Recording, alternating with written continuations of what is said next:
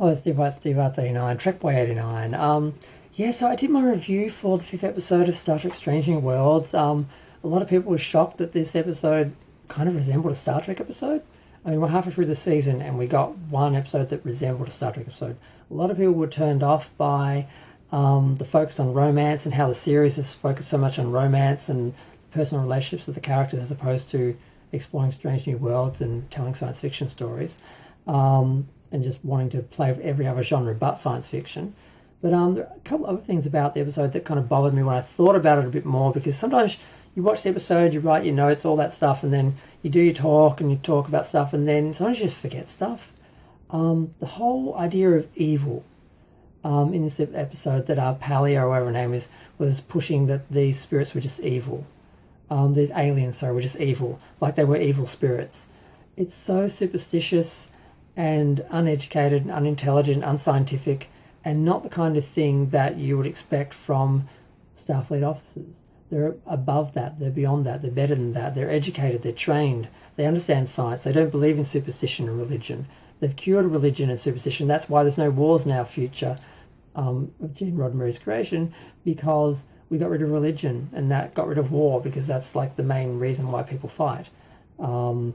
So the idea that she's going to push the idea of good and evil, and they've already done this with the Gorn. They made the Gorn into xenomorph monsters, and they're just one-dimensional monsters, and you actually heard Pike arguing that they are monsters and they shouldn't be considered human, really, in any way. They're just monsters.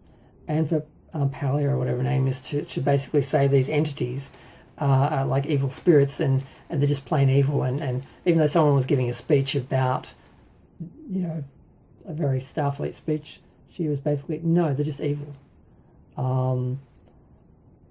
It's not Star Trek. And it also plays into like another thing, which I had in another episode, was Pike praying. Again, there's no religion in Star Trek, because in the future we're educated, and the majority of people who, of course, are educated are intelligent, and they don't believe in religion. And the idea that we're supposed to respect other people's beliefs in something that's fictional or fanciful is ridiculous. Cultural beliefs, even that's something you have to do to be polite.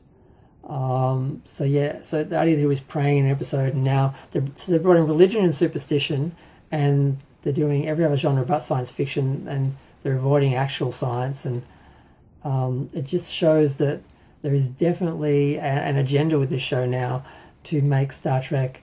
I don't know how this is getting past Kurtzman, unless all his woke, talk was just all talk.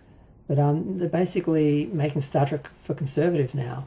Like, we've got religion, we've got evil, we've got monsters. We don't have intelligent discussion or intelligent exploration of anything. It's just people, straight people coupling up, and just doing genre episodes and comedy and YA and romance stories. They're not actually talking about any actual issues, or there's no analogy or intelligent analysis of anything. And it just makes me realise just how right-wing this show is becoming, how conservative this show is becoming. There's no gay people anymore. The one character who is mentioned to be bisexual has, they're totally ignoring that now.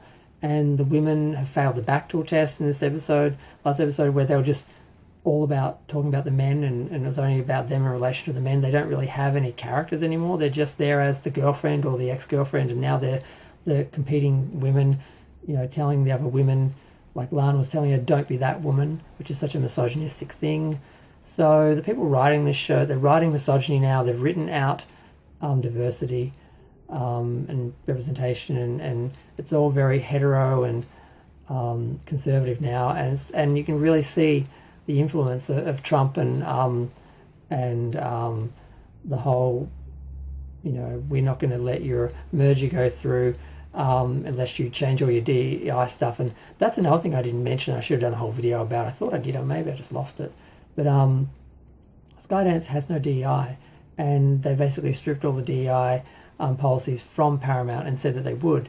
And they basically promised Trump that they would basically allow for a conservative voice in their media, which they shouldn't, because conservative is bad, and that alienates all the people who aren't conservative. So yeah, this is part of that, and we heard that they were re-editing episodes and cutting things out to make them less offensive to the conservatives. But they're also, I think, pushing just other non-Star Trek ideas like monsters, like religion, and yeah, it's just, and all the coupling and just how heteronormative everything is now. It's just sad. So I had to comment on that. I had to do a whole second video basically. But I'm going to go. Feel free to share, like, comment, subscribe. Let me know what you think of this new conservative Star Trek, and the direction it's going, and where you think it's going to end up by the end of the 5th season of this show.